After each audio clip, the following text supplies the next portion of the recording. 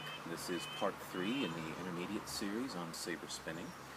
This is going to be a pretty quick one this time around, but I wanted to cover just very basically what I can only describe as an upside down obiani. It's a move that in and of itself is going to be very simple, yet combined with other moves later down the road, it's going to let you do some much more complicated things. Basically, if our standard obiani looks like this, that's way back from the basics.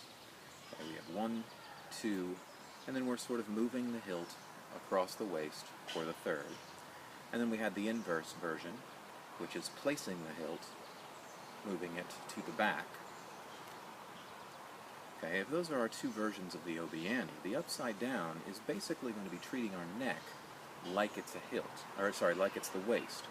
We're going to be putting the blade here, and we're going to be popping it over the shoulder to complete that third beat in the obiani.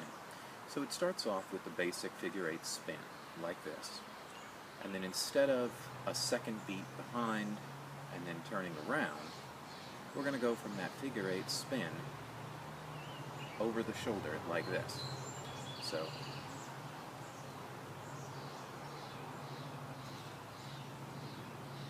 and you notice that we're still doing 2 beats behind and 1 beat in front.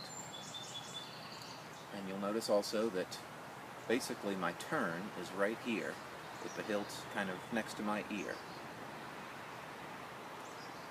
So, an upside down obiani. It would be exactly the same move if we were standing on our heads as the earlier version.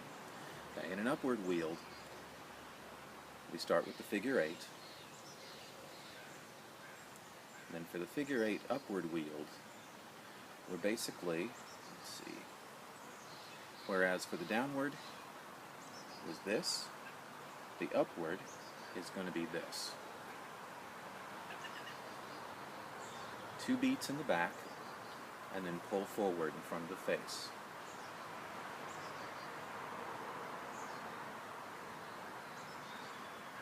And you notice with the upward, my hand is in front of the blade. It's this direction. I actually have the ability with this move to put a lot of power behind that upward that upward swing because of the direction that my hand is. So the upward version, downward version.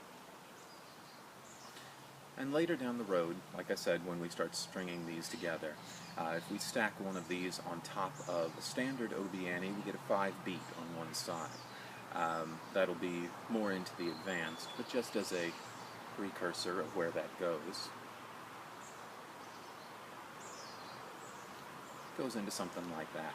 And it'll also be that move, that over the shoulder, is going to be integral in learning things like the dual wield plum flower. But for right now, just the simple beginnings of it. Downward version.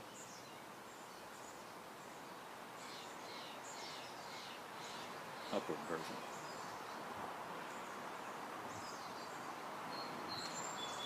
Alright, that's the upside down obiani spin. Practice that, and I'll see you next time.